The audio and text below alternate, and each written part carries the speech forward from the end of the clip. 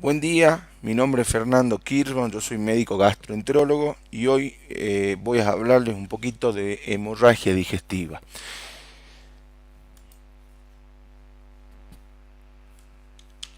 Como ustedes saben, por definición la hemorragia digestiva es la pérdida de sangre originada en el tubo digestivo que puede abarcar desde la boca hasta el ano. Esa hemorragia digestiva puede ser secundaria a un gran número de etiologías y esas etiologías van a depender muchísimo del lugar topográfico en donde se origina el sangrado. Con respecto a la clasificación de la hemorragia digestiva, la más práctica y la más pedagógica es la clasificación topográfica, que es la que nos permite a nosotros dividir en sectores y de esa manera abarcar o decidir de manera más correcta la conducta diagnóstica y la conducta terapéutica. La hemorragia digestiva puede ser definida como alta, media o baja, dependiendo de la localización. Alta es aquella que compromete esófago, estómago y duodeno. Media es la que compromete intestino delgado, yeyuno, ilion. Y baja es aquella que compromete desde el ciego hasta el ano. A nosotros los endoscopistas nos gusta también dividirla de acuerdo al alcance endoscópico del estudio. Entonces muchas veces definimos una hemorragia digestiva alta como aquella que se puede estudiar a través de una videoendoscopía digestiva alta. Como ustedes saben, habitualmente una veda tiene un alcance hasta la segunda porción del duodeno, pero eso es variable y algunas veces nos permite estudiar la tercera y cuarta porción duodenal, por lo tanto también podríamos considerar parte de una hemorragia digestiva alta. De la misma manera que cuando consideramos una hemorragia digestiva baja, muchas veces las catalogamos como aquellas que se pueden estudiar a través de una videocolonoscopía. Entonces muchas veces los sectores terminales del ilion terminal se pueden estudiar a través de una videocolonoscopía y también entrarían dentro de la subclasificación de hemorragia digestiva baja. Con respecto a algunos datos epidemiológicos, ustedes saben que la incidencia de la hemorragia digestiva es muy variable. Hoy principalmente yo les voy a hablar de la causa más común. Hablar de toda hemorragia digestiva en una sola clase es imposible porque es muy abarcativo, pero vamos a hablar de la causa más frecuente, que es la hemorragia digestiva alta. La incidencia es muy variable en el mundo, dependiendo de donde uno lea, pero básicamente tiene un rango entre 48 a 160 casos cada 100.000 habitantes. Lo que hoy se sabe es que la incidencia global de hemorragia digestiva ha disminuido. ¿Y por qué se cree que ha disminuido? Principalmente por la mayor prevención en cuanto al sangrado por úlceras, tanto por erradicación del Helicobacter pylori y una mayor conciencia del potencial daño que produce el consumo de antiinflamatorios no esteroides y la aspirina. Pero lo que se ha visto es que hay un desplazamiento de las curvas de incidencia hacia grupos de mayor edad, principalmente asociados con las comorbilidades que presentan y con la demanda farmacológica que esas comorbilidades generan, principalmente antiagregantes plaquetarios y anticoagulantes, por sobre todas las cosas en pacientes con patología cardiovascular o cerebrovascular. Es más común en hombres y en ancianos. Esto es importante, el 80% de los casos resuelve solo, y esto no solamente en la hemorragia digestiva alta, sino que en la hemorragia digestiva en general. Y esto es un dato fundamental. La mayoría de los pacientes no muere por la hemorragia per se, sino que muere por una descompensación de la patología de base que está asociada, entre otras cosas, a la hemorragia digestiva. ¿Qué quiere decir? Que si yo tengo un paciente con patología cardiovascular, con enfermedad coronaria, diabético y demás, es más probable que muera descompensado por esas enfermedades en el contexto de una hemorragia que por la hemorragia en sí. Y esto eh, es muy trascendental. Por ejemplo, hay un trabajo que salió en New England en el año 2016, donde ellos demuestran que si uno compara la mortalidad entre dos grupos de pacientes con hemorragia digestiva, aquel que consulta directamente por una hemorragia digestiva como única causa, versus aquellos que se internan por patologías de base y sangran durante la internación. Y lo que se vio es que aquellos pacientes que sangran durante la internación tienen 4 veces más probabilidades de morir que aquellos que solamente sangraron. Y esto es por lo mismo, por la descompensación de la patología de base. Recordar que es la emergencia gastroenterológica más común al día de hoy y tiene una mortalidad que hoy se considera bastante más baja que hace algunos años. Hoy rondaría el 2%. ¿Y esto por qué? Porque hay una mayor conciencia de la enfermedad, hay un mejor manejo, hay una mayor tecnología en los cuidados intensivos, hay un mejor abordaje endoscópico, una mayor formación de los médicos en general. Bien, con respecto a la etiología de la enfermedad de la hemorragia digestiva alta no varicial, porque esto también es importante remarcar, es tan abarcativo esto que cuando uno se centra únicamente en la hemorragia digestiva alta tiene que hacer una disquisición entre varicial y no varicial, porque son dos capítulos totalmente diferentes, con un manejo distinto, con diagnóstico distinto y con un abordaje diferente.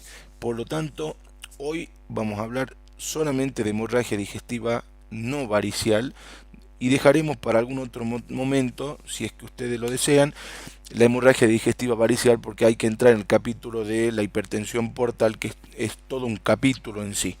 Bien, con respecto a la hemorragia digestiva alta no varicial, la causa número 1 en el mundo sigue siendo la enfermedad ulceropéptica, que obedecería o correspondería al 60 al 70% de todas las causas de hemorragia digestiva alta. Cuando uno analiza los factores de riesgo para presentar una hemorragia digestiva alta de origen ulceroso, hay factores de riesgo que presenta la población en general que van a marcar la probabilidad de tener una úlcera y de tener un sangrado por úlcera. Uno de los factores es el Helicobacter pylori. Segundo factor más importante, el consumo de antiinflamatorios no esteroideos.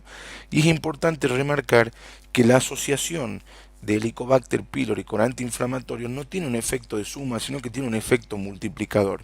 Ustedes vean que aquellos pacientes que tienen infección por Helicobacter pylori y además tienen que ser medicados con el antiinflamatorio no esteroideos tienen un riesgo relativo, es decir, tienen 61 veces más probabilidad de tener una úlcera y un sangrado por úlcera con respecto a la población que no tiene estos factores de riesgo. Y esto es importante porque la hemorragia digestiva alta se puede prevenir.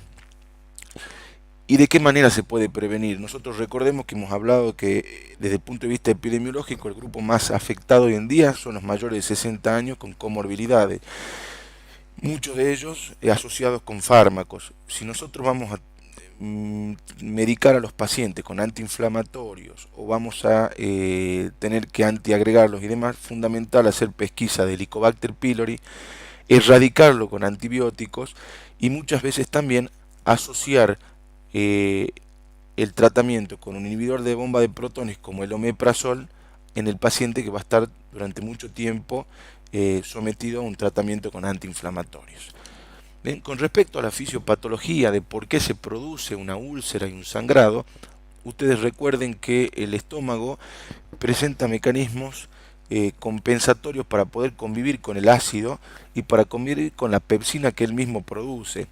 Cuando esos mecanismos de defensa o ese equilibrio se rompe por distintos factores, como ser un proceso inflamatorio desencadenado por el Helicobacter pylori o por un daño químico y de estrés oxidativo producido por los antiinflamatorios, ese equilibrio se rompe, se genera una pérdida de sustancia, que es básicamente la definición de una úlcera, y cuando esa pérdida de sustancia abarca el suficiente tejido como para sobrepasar la muscular de la mucosa y comprometer el tejido submucoso, comprometiendo los vasos que transcurren por ahí, la probabilidad de que ocurra un sangrado es importante.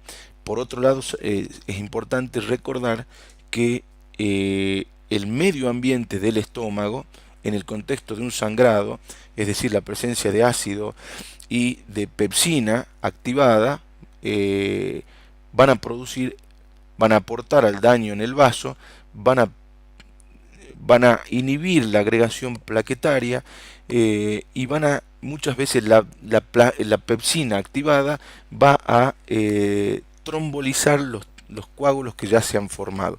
Por lo tanto, es un mecanismo fisiopatológico muy complejo el que desencadena en un sangrado por una úlcera. Recuerden que el consumo de antiinflamatorios y de aspirina tiene una doble acción lesiva. Por un lado tiene un efecto que es local, dañando la mucosa a través de una alteración de las propiedades físico-químicas del moco. Por otro lado, a nivel local lo que va a hacer es alterar las uniones estrechas entre las células, aumentar la permeabilidad epitelial, así permitiendo el pasaje del ácido hacia un tejido subepitelial, y además ingresando a la célula tiene la capacidad de desacoplar la fosforilación oxidativa mitocondrial y producir un daño oxidativo importante en las células. Eso cuando actúa a nivel local, y a nivel sistémico inhibiendo la ciclooxigenasa. Ustedes saben que la ciclooxigenasa es una enzima que va a mediar la producción, entre otras sustancias, de las prostaglandinas, y las prostaglandinas en el estómago tienen una función protectora muy importante, aumentando el flujo sanguíneo. Es un importante vasodilatador. Eso va a permitir el lavado de ácido que llegue hasta la submucosa. Además, la prostaglandina va a estimular la producción de bicarbonato, de moco, y la proliferación y recuperación celular. Por lo tanto, todos estos mecanismos se van a ver dañados en un paciente con una úlcera y, por sobre todas las cosas, con un sangrado. Con respecto a los síntomas clínicos y los signos clínicos que puede presentar un paciente que tiene una hemorragia digestiva, ustedes saben que el paciente que sangra del tubo digestivo superior, el síntoma cardinal o el signo cardinal es la hematemesis, es el vómito con sangre. Bien, ahora bien, no es un signo que esté presente de manera inequívoca, sino que muchas veces los pacientes se presentan con otros síntomas. Cuando el sangrado no es de gran cuantía y lleva cierto tiempo en el estómago, puede comenzar a sufrir un proceso digestivo, alterando las características físico-químicas de la hemoglobina y produciendo el famoso vómito en borra de café, un vómito negruzco.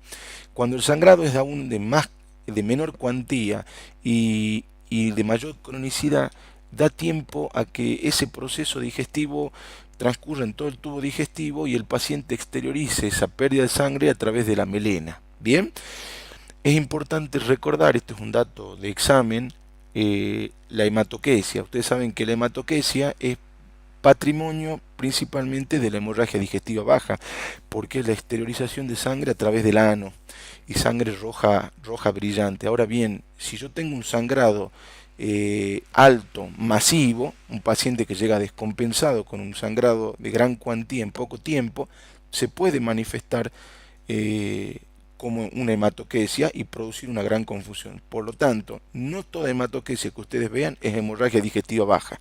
Por lo tanto, estos pacientes deberían comenzar a ser estudiados en el contexto de una emergencia con una videoendoscopía alta y posteriormente proseguir con una videocolonoscopía. Y uno dice, pero ¿por qué? ¿Será una rareza? No es una rareza. El 10 al 15% de los pacientes que tienen hematoquesia presentan una hemorragia digestiva alta. Por lo tanto, esto es un dato muy importante a recordar.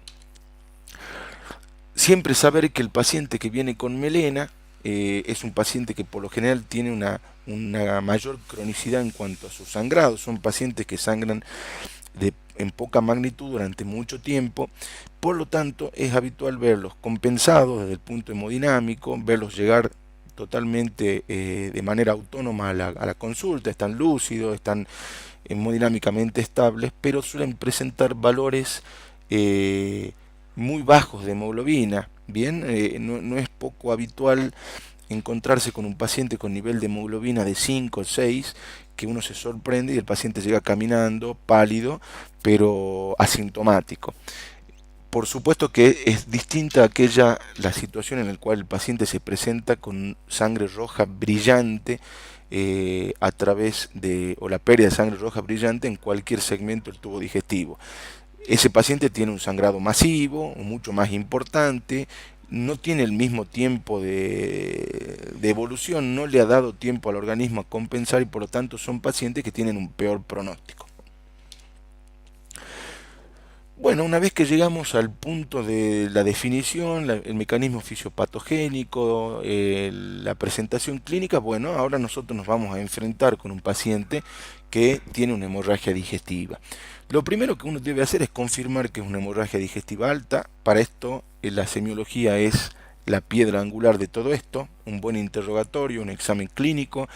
En el interrogatorio tratar de recabar la mayor cantidad de datos posible, tanto del paciente, del familiar, del médico que lo recibió, del paramédico que lo fue a buscar si es que el paciente llegó descompensado, es decir, todos aquellos datos que nos permitan a nosotros eh, precisar de dónde es el sangrado. Es importante chequear muchas veces la ropa. A veces los pacientes están bradipsíquicos, no nos pueden comentar y uno ve manchas de sangre a nivel de la región rectoanal y uno sabe que el paciente ha tenido un sangrado importante, está perdiendo sangre a nivel rectoanal, bien, o sea que está con hematoquesia, o sea que hay que acostumbrarse a ver la ropa. Muchas veces los pacientes llegan con manchas en la camisa, de haber tenido vómitos con sangre, y eso ya es un dato que a nosotros nos orienta, o sea que todos los datos que uno pueda recabar para hacer el diagnóstico.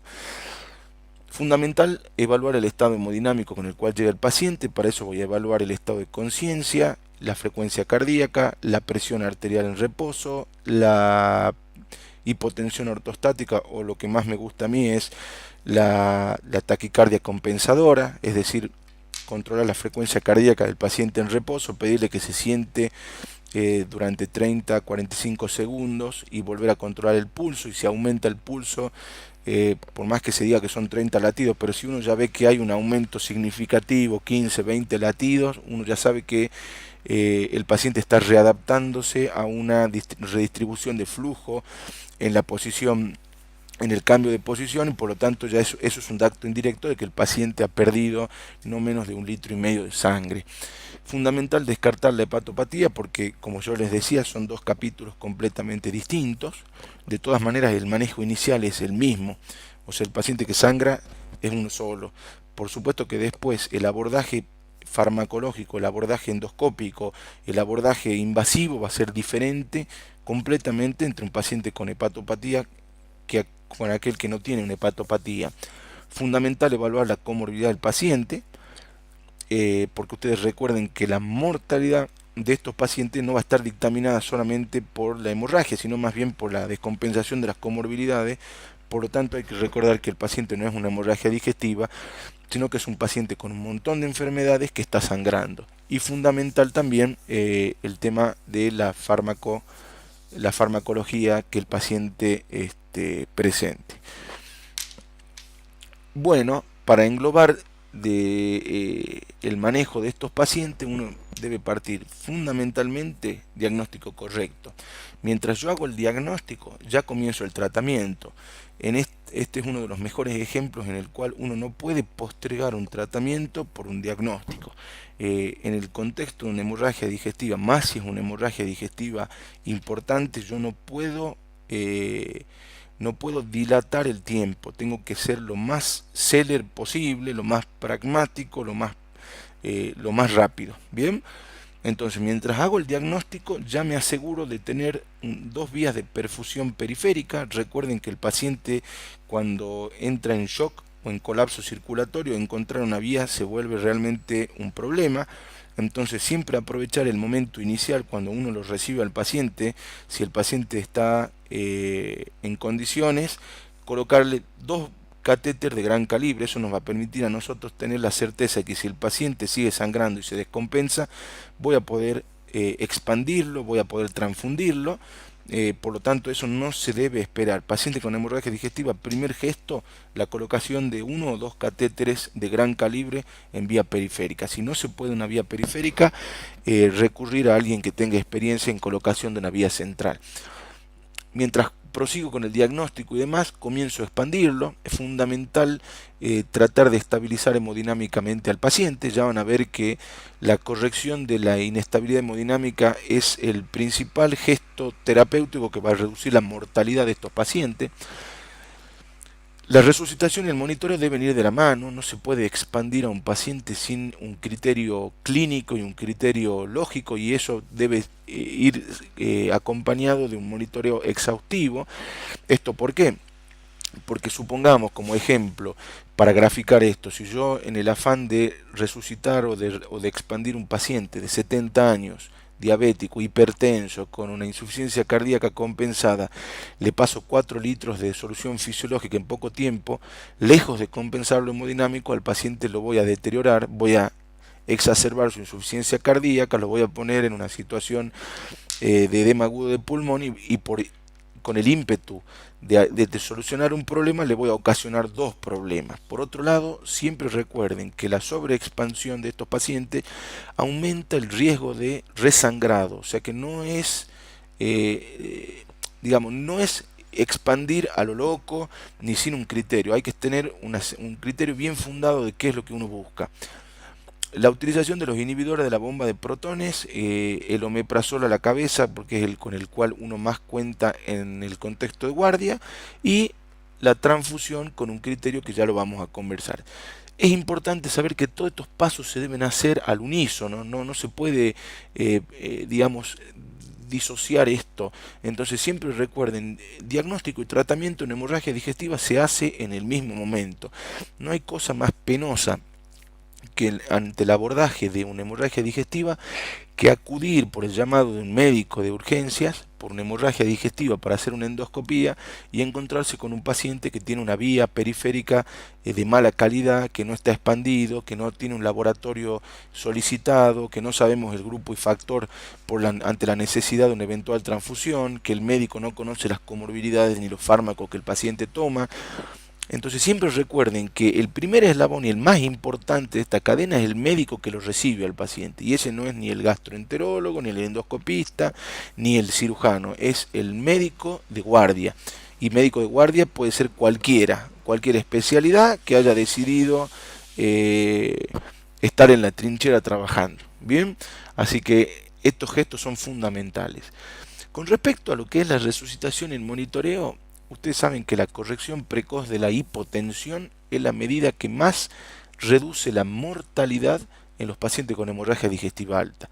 Ustedes fíjense en que yo, que soy gastroenterólogo y endoscopista, jamás hablé de la endoscopía hasta ahora. Yo no vine acá a decir que la endoscopía, yo estoy hablando simplemente de que colocarle al paciente una vía, expandirlo al paciente, corregir la hipotensión que el paciente trae, es un gesto más que eficaz para reducir la mortalidad. O sea que pensar que la hemorragia digestiva es patrimonio del endoscopista es un error gravísimo. El endoscopista tiene una función determinada dentro de un equipo multidisciplinario. En ese grupo multidisciplinario nadie es más ni menos importante, y yo diría que el más importante de todos es el médico que lo recibe, porque es quien va a tener la pauta de alarma, quien va a precisar si es un paciente de alto riesgo o no, y va a tomar las medidas iniciales que van a marcar la evolución. Siempre recuerden esto, la corrección de la hipotensión reduce la mortalidad. Y esto se demostró en un estudio multicéntrico donde se recabaron 1882 pacientes, y lo que se demostró es que cuando uno separaba dos grupos de pacientes en donde el criterio de separación era la presión arterial sistólica de 90 por debajo o 90 por arriba, o sea, un grupo por debajo de 90, un grupo por arriba, y ver la evolución. Lo que se vio que los pacientes que están en hipotensión sistólica sostenida tienen 10 veces más probabilidades de morir.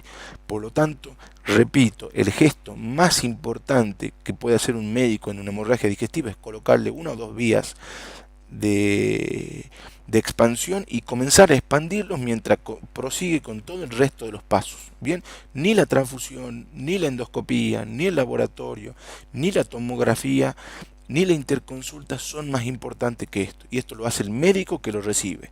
Esto no se les puede escapar jamás.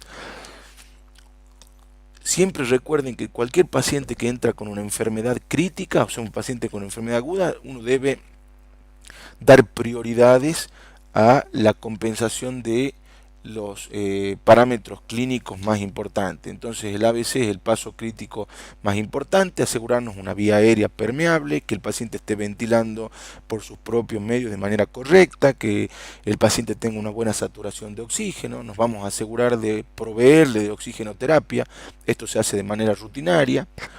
Ver el estado circulatorio del paciente, esto es lo que venimos charlando hasta recién, asegurarnos la vía de perfusión, monitorear la expansión, expandirlo a criterio, bien, y por supuesto después vamos a hablar un poquito más de cómo expandir a estos pacientes. Bueno, durante mucho tiempo se discutía con qué expandir a los pacientes, si expandirlo con solución fisiológica, con un coloide como la albúmina, como el hemacel, qué era mejor, cómo les iba mejor a los pacientes. Y en realidad nosotros hemos aprendido de los médicos del trauma, de los emergentólogos, que son quienes manejan este tipo de pacientes críticos y son los que por lo general tienen que enfrentarse a estos pacientes que son verdaderamente angustiantes.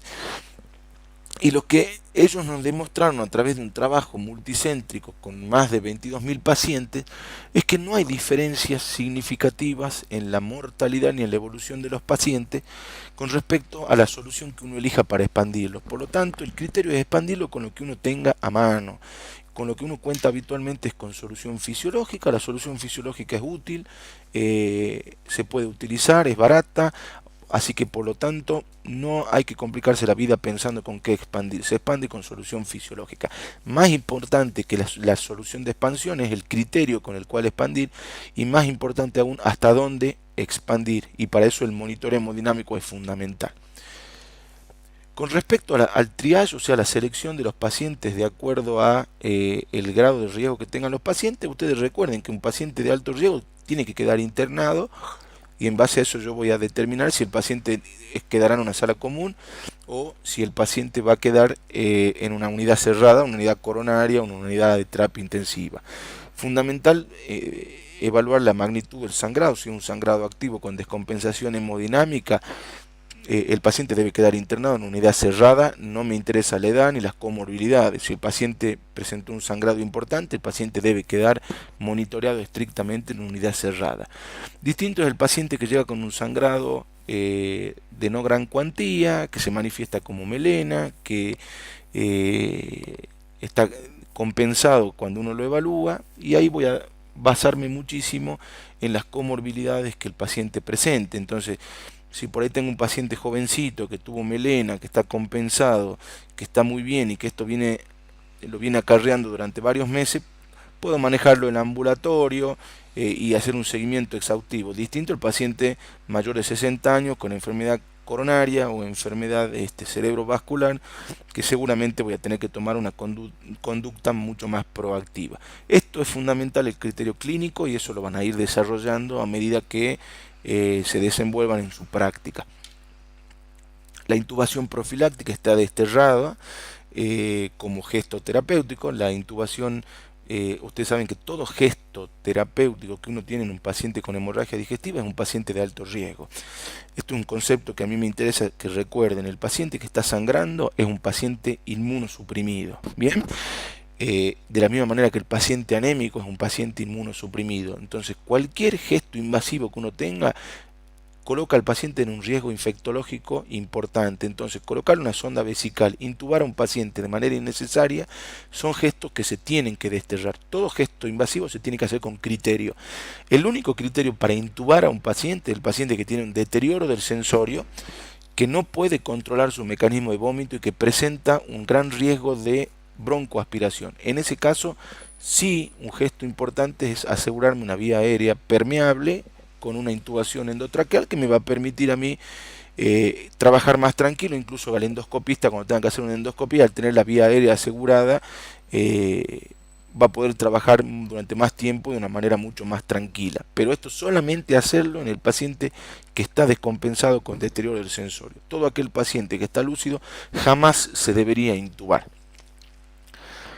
Con respecto a otro paso del tratamiento, que son los inhibidores de la bomba de protones, este es un gesto terapéutico farmacológico fundamental. Bien, la colocación de un bolo en la urgencia de 80 miligramos de omeprazol es un gesto que jamás se debe olvidar.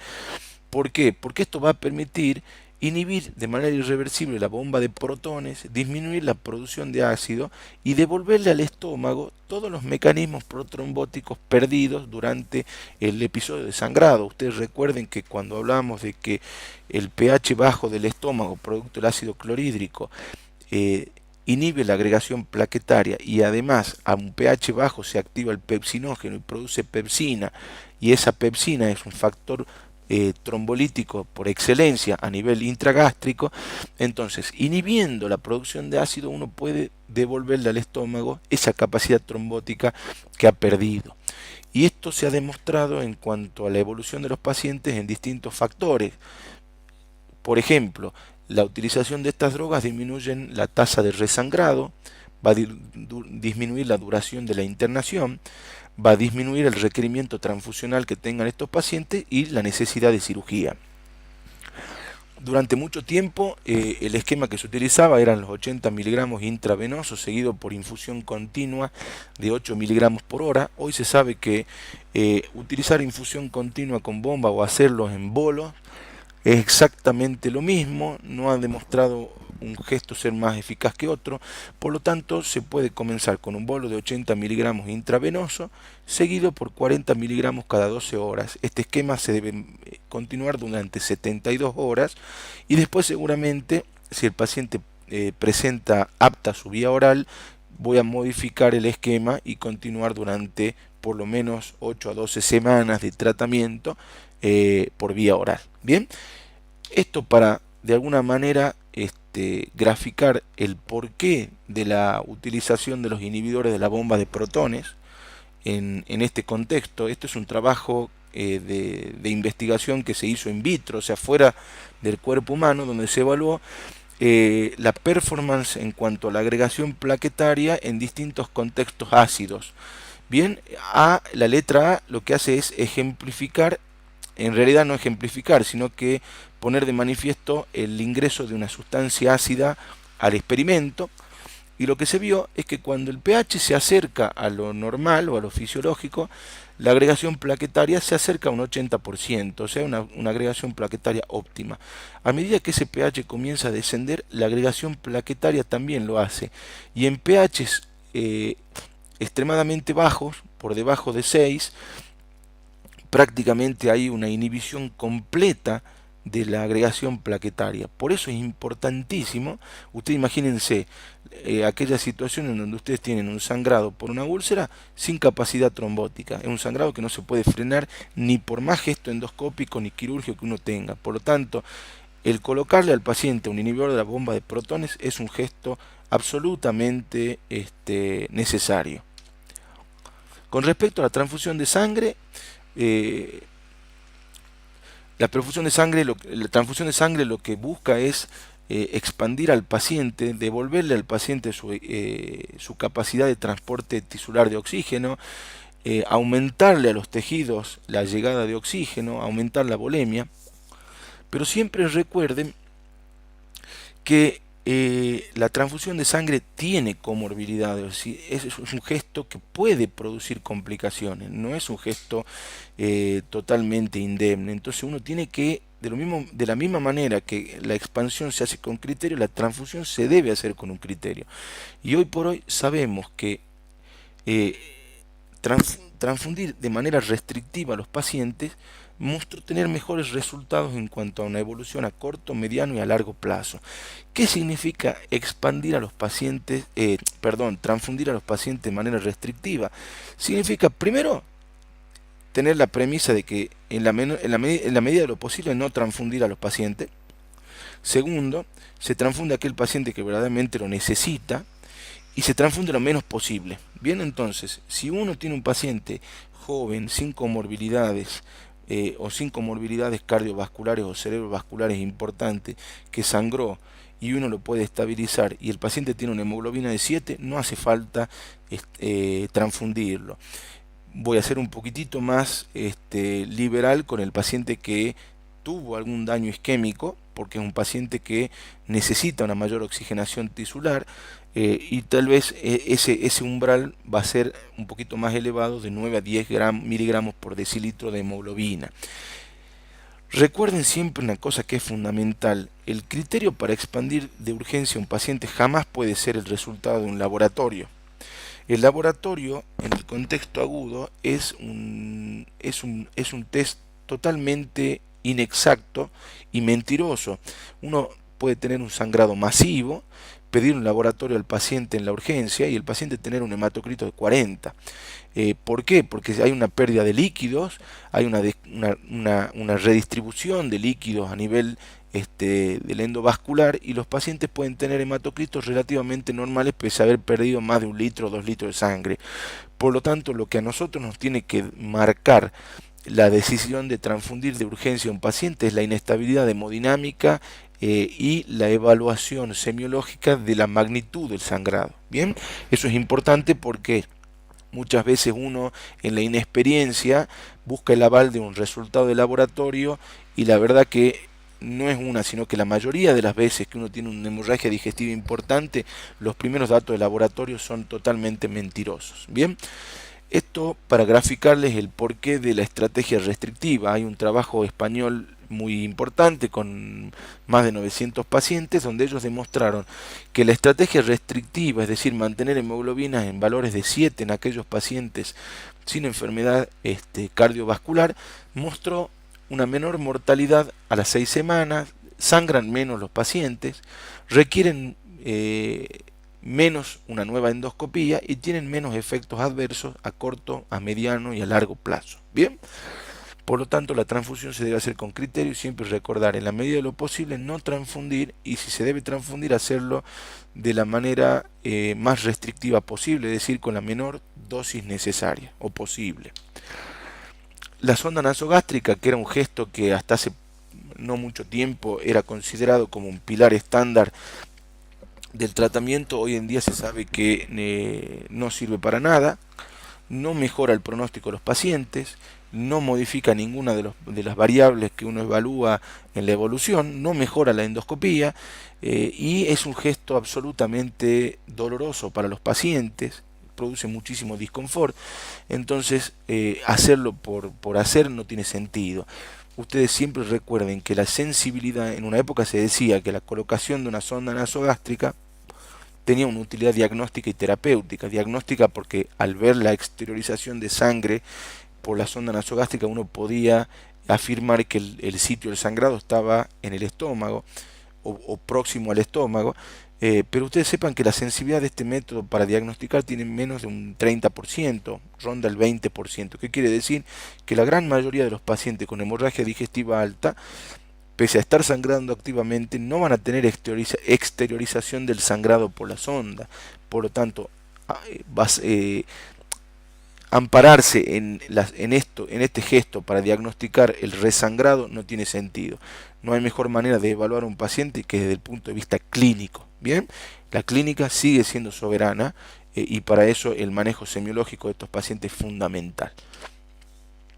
Con respecto a la corrección de los trastornos de la coagulación de los pacientes, siempre recuerden que muchos de estos pacientes son pacientes antiagregados o anticoagulados, y el primer gesto que uno tiene que tener es la suspensión de la antiagregación y la anticoagulación, y comunicarse de manera inmediata con el médico tratante, es decir, con el cardiólogo, con el neurólogo, con el clínico, con el hematólogo que indicó esto, para poder de manera conjunta y multidisciplinaria pautar cómo uno va a seguir con la antiagregación o la anticoagulación de estos pacientes.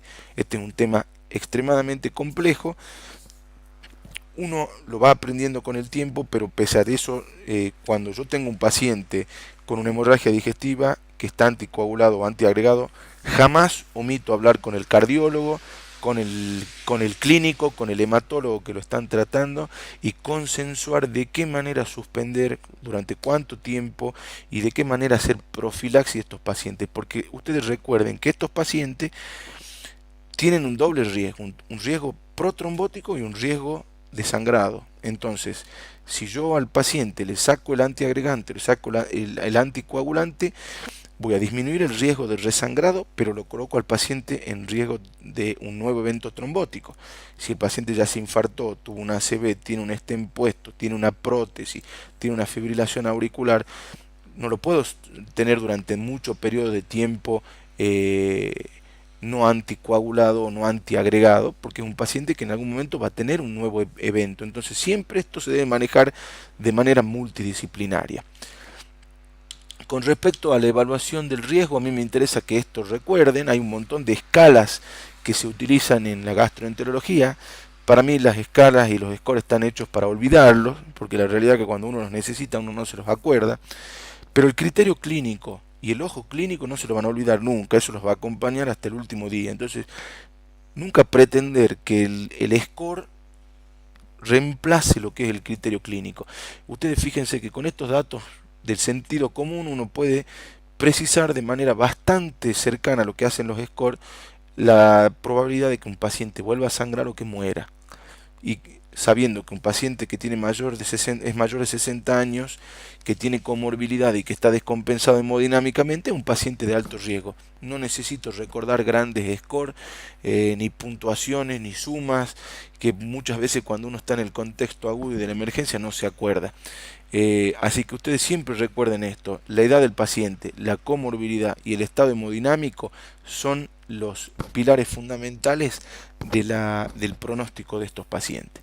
Bien, esto no lo vamos a charlar ahora, sí me interesa que sepan qué rol tiene la endoscopía. Ustedes fíjense en que hasta ahora no hemos hablado de la endoscopía.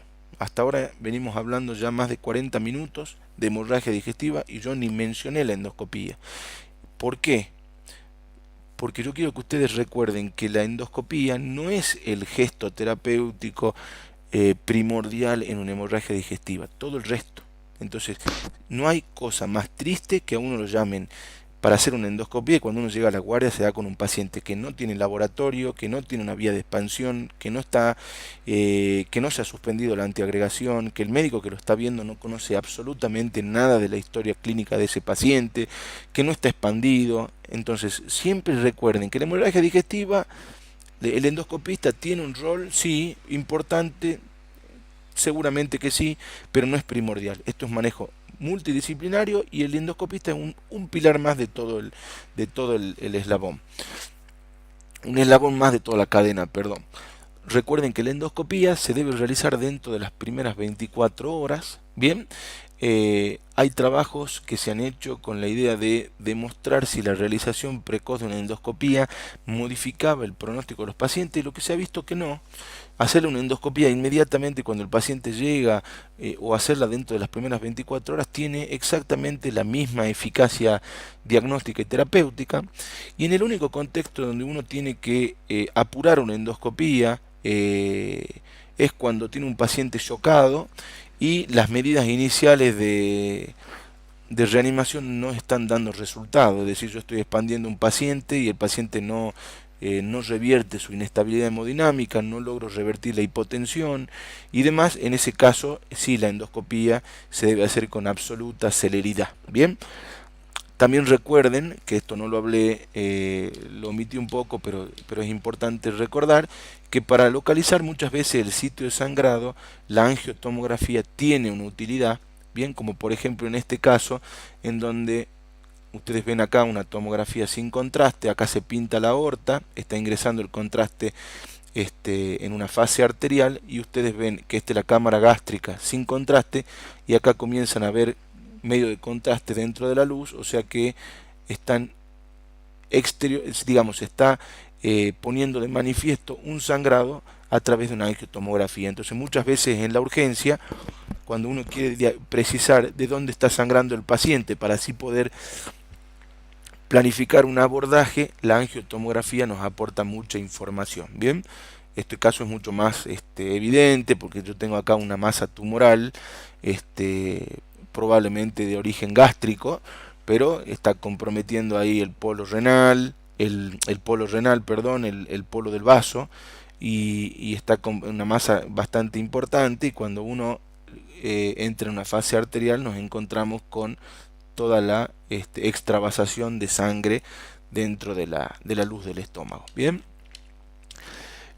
Con respecto a lo que nosotros los endoscopistas vemos desde el punto de vista endoscópico, esto sí es interesante para que ustedes lo vean, nosotros utilizamos una clasificación que se llama de Forest para poder definir la tasa de resangrado y de mortalidad que van a tener los pacientes de acuerdo a las características del sangrado ulceroso que nosotros objetivamos.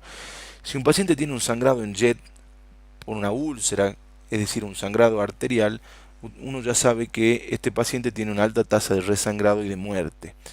Este es el famoso Forest 1B, en donde uno tiene una úlcera con un sangrado venoso en napa. Esto tiene menos mortalidad que esto, ¿bien? Digamos, el Forest 1B tiene menos mortalidad y menos resangrado que el sangrado arterial. Abajo a la izquierda tenemos el famoso Forest 2A, un nicho ulceroso bastante profundo, sin un sangrado activo, pero en el ápice vemos un vaso visible. Bien, esta es una situación de alto riesgo, incluso paradójicamente el Forest 2A tiene mayor probabilidad de resangrado y de muerte que el Forest 1B. Bien, y es una situación bastante controvertida, que es el Forest 2B, que es la presencia de un coágulo adherido al lecho ulceroso. Y en este caso hay dos vertientes de conducta o dos vertientes académicas. Están quienes defienden la idea de no tocar el coágulo y no realizar tratamiento endoscópico. Están aquellos que sostienen que hay que remover el coágulo, evaluar bien el lecho ulceroso y decidir la conducta en base a eso. Yo abogo más por eso. ¿Por qué? Porque uno no sabe si detrás de este coágulo se esconde un vaso visible. Por lo tanto, esta es una situación que a mi criterio no tiene mayor sentido la discusión. Bien, bueno, con respecto a la hemorragia digestiva baja, dos palabritas. Como les decía, si hay un capítulo enorme, inabarcable de la gastroenterología, es la hemorragia digestiva, porque básicamente hablar de hemorragia digestiva en general es hablar de toda la gastroenterología. Y hacerlo en una clase es imposible, pero básicamente algunos conceptos como para que ustedes se puedan adentrar en este capítulo. La hemorragia digestiva baja es menos frecuente que la hemorragia digestiva alta. Como regla general se dice que cada 4 o 5 hemorragias digestivas altas se produce una baja. Tiene una mortalidad que es bastante parecida, ronda el 2% también. Tiene tasas de resangrado que son bastante altas, ¿no? De un 13 a un 19%, y el 80% igual que en los otros casos ceden espontáneamente. Bien, importante recordar que a diferencia de la hemorragia digestiva alta, que uno puede realizar ciertos gestos preventivos, en este caso en la hemorragia digestiva baja es difícil eh, prevenir un nuevo evento de sangrado. Bien, con respecto a la evaluación inicial es básicamente lo mismo que venimos hablando. Cualquier sangrado se debe manejar de una manera bastante parecida. Recuerden lo mismo que antes, el diagnóstico del tratamiento comienza en el mismo momento. Priorizar la estabilización del paciente, priorizar la expansión del paciente, devolverle al paciente la estabilidad hemodinámica y recién ahí enfocarnos en el sitio de sangrado y en el manejo invasivo del sangrado. Pero lo más importante es el ABC de todo paciente crítico. Bien, siempre recordar este dato que yo creo que debe ser una pregunta de examen. Recuerden que la hematoquesia aguda con inestabilidad hemodinámica puede obedecer a una hemorragia digestiva alta. Bien, pese a que la hematoquesia, que es la salida de sangre por el recto ano, es una manifestación prácticamente inequívoca de sangrado bajo, hay un porcentaje que no es menor, de un 10 a un 15%, que pueden ser sangrados de origen alto. Y esto no lo pueden olvidar. Esto es un dato, esto es una pregunta de examen. Con respecto a las causas de una hemorragia digestiva baja, son muy variables. Hablar de manera general es muy difícil. ¿Por qué? Porque va a depender del grupo etario. Si yo me enfoco en un grupo de pacientes de 20 a 30 años, seguramente la causa más frecuente de hemorragia digestiva baja va a ser orificial, o sea, hemorroides, fisuras a nivel anal, fístulas, úlceras. y seguro como causa secundaria, o en segundo lugar, mejor dicho, la enfermedad inflamatoria intestinal. En cambio, si yo me traslado al grupo de 60 o 70 años, seguramente el sangrado diverticular es la causa más frecuente por lejos, y después, por supuesto, que entran otras entidades que son patrimonio de las personas de mayor edad, como ser la colitis isquémica y el cáncer de colon. Que sean más patrimonio de un grupo etario no significa que no se puedan presentar en personas de otro grupo etario o más jóvenes. Yo puedo tener una colitis isquémica en un joven sin lugar a duda. Esto se ve muy frecuentemente en los consumidores de cocaína o en los grandes corredores. Bien, los maratonistas que corren grandes distancias pueden hacer colitis isquémicas durante una maratón, o, como les decía, el consumo de drogas, ¿no? Principalmente la cocaína. Y el cáncer de colon, que pese a ser una enfermedad más predominante hasta el día de hoy en personas más de 50 años, cada vez estamos viendo más un desplazamiento de la incidencia y de la prevalencia en grupos de menor edad. Bien, hoy en día ya hay una epidemia de cáncer de recto y de colon en personas menores de 40 años en Estados Unidos. Con respecto a la causa más frecuente en personas mayores de 60 años, recuerden que el sangrado diverticular es sin lugar a duda la causa número uno. Por lo general cede espontáneamente en más del 80% de los casos. Por lo general se autolimitan solos. Es muy raro que uno tenga que tomar una medida de terapéutica invasiva importante. Son pocos los pacientes que uno tiene que mandar a cirugía por un sangrado diverticular, pero tienen una tasa de resangrado bastante alta, de 22 a un 38%. Como yo les decía al principio, no hay gestos preventivos muy marcados en la hemorragia digestiva baja, a diferencia de lo que es la hemorragia digestiva alta. Pero pese a eso, lo que se ha demostrado que en los pacientes con enfermedad diverticular, la hipertensión arterial no controlada y el consumo de antiinflamatorios aumenta la tasa de resangrado. Por lo tanto, el buen control de la presión arterial y el no uso ni abuso de antiinflamatorios no esteroides en este grupo de pacientes disminuye la probabilidad de un nuevo sangrado. Bien, con respecto a los factores de mal pronóstico, es básicamente hablar de lo mismo que hablamos en hemorragia digestiva alta. Recuerden que son pacientes de más de 60 años con comorbilidades, muchas veces están antiagregados o anticoagulados. Entonces es fundamental considerar todos estos factores a la hora de pronosticar la evolución de esos pacientes, y por supuesto fundamental la clínica que el paciente presente, con el estado hemodinámico, el estado de conciencia y demás. Bien, bueno, espero que les haya servido. Yo me voy a ir muy conforme si ustedes recuerdan que el manejo de esto es clínico, que el endoscopista es parte del grupo multidisciplinario, pero no es el eslabón fundamental. Acá es trabajo entre todos. Es determinante en la evolución del paciente el manejo del médico que lo recibe. Entonces siempre recuerden que los primeros gestos son los que van a marcar la evolución natural de esta enfermedad. Bien, bueno, espero que les haya servido. Ha sido un placer para mí. Muchísimas gracias.